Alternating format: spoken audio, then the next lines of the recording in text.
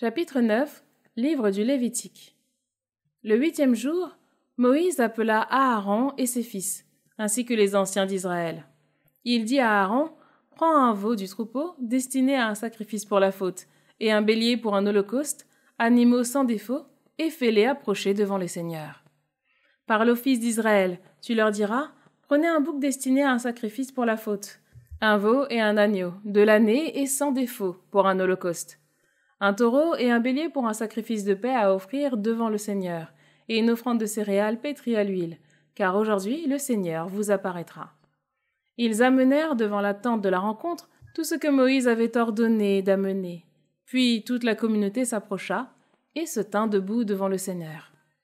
Moïse dit, « Voici ce que le Seigneur vous a ordonné de faire, afin que la gloire du Seigneur vous apparaisse. » Alors Moïse dit à Aaron, « Approche-toi de l'autel, offre ton sacrifice pour la faute et ton holocauste, accomplis le rite d'expiation pour toi et pour le peuple, puis offre le présent réservé du peuple, et accomplis le rite d'expiation pour lui, comme le Seigneur l'a ordonné. » Aaron s'approcha de l'autel et immola un veau pour sa propre faute.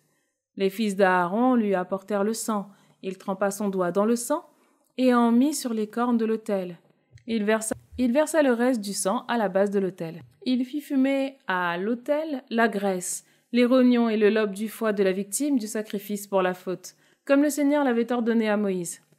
La chair et la peau furent brûlées au feu hors du camp. Alors il immola l'holocauste. Les fils d'Aaron lui remirent le sang et il en aspergea l'autel tout autour.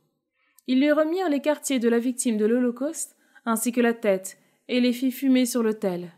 Il lava les entrailles et les pattes et les fit fumer à l'autel sur l'holocauste.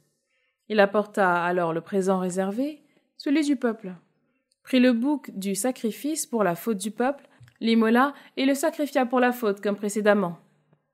Il apporta la victime de l'holocauste et accomplit le rite.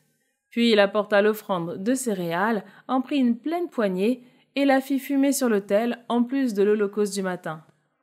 Il immola le taureau et le bélier en sacrifice de paix pour le peuple.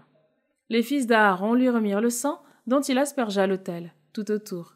Ils lui remirent aussi les parties grasses du taureau et du bélier, la queue, la graisse qui couvre les entrailles, les rognons et le lobe du foie. Ils mirent ces parties grasses sur les poitrines et on les fit fumer à l'autel. Aaron offrit les poitrines et la cuisse droite, avec le chaise d'élévation devant le Seigneur, comme Moïse l'avait ordonné.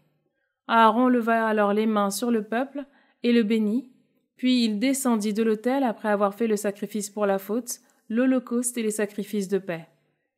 Moïse et Aaron entrèrent ensuite dans la tente de la rencontre. Quand ils en ressortirent, ils bénirent le peuple. Alors la gloire du Seigneur apparut à tout le peuple.